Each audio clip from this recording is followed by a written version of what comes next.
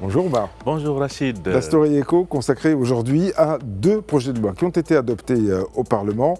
D'abord, celle qui concerne le Code du commerce. Oui Rachid, tout à fait, comme vous l'avez si bien souligné, il s'agit donc qu'il faut souligner qu'il s'agit de nouvelles modifications au Code de commerce et c'est la loi 1595 qui est ainsi modifiée et complétée. Ces ajustements législatifs ont été votés et adoptés en deuxième lecture par la Chambre des représentants. Selon le ministre marocain de la Justice, Abdellatif Wahbi, ce texte vise à établir de nouvelles dispositions conformes aux exigences de flexibilité qui doivent être prévues dans les transactions financières, en particulier entre commerçants. L'objectif est de renforcer la sécurité juridique et d'améliorer l'efficacité et l'efficience du système financier. Le ministre a relevé que les grandes orientations de cette réforme consistent principalement, et c'est important à souligner, à réduire la dépendance au cash dans les transactions financières, mais aussi à renforcer la transparence et à réduire les risques liés au blanchiment d'argent et à l'évasion fiscale, tout en continuant de renforcer l'inclusion financière et l'intégration économique.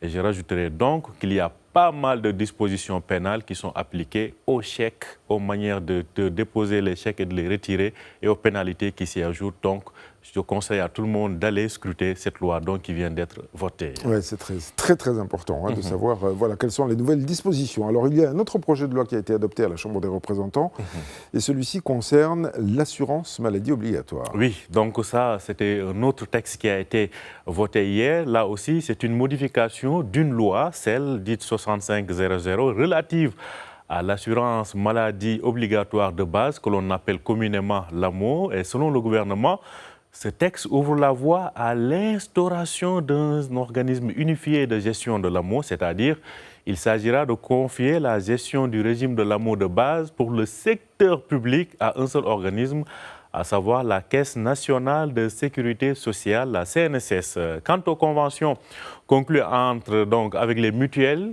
qui demeurent déjà en vigueur, donc pour une durée qui devrait être fixée. Donc ces conventions demeurent et leurs durées devront être fixées par décret. Il faut aussi noter que pour le ministre qui a dit que le fait que désormais on a supprimé l'assurance maladie donc pour pas mal pour les étudiants, parce qu'en ce sens que la plupart d'entre eux ont désormais, donc ces étudiants, la plupart d'entre eux ont désormais la possibilité de bénéficier de la couverture médicale en leur qualité d'ayant droit, c'est-à-dire que vous avez des étudiants qui dépendent encore de leurs parents. Donc, cela dit, les parlementaires ont insisté sur l'importance d'une bonne préparation de la fusion des différents régimes d'assurance, parce que là, ce qui s'annonce, ce n'est pas une petite chose, surtout que l'adhésion d'un grand nombre de nouveaux assurés à la CNSS se traduira par plusieurs défis qu'il conviendra de relever quand il s'agira de verser les assurés du système public dans celui de la CNSS.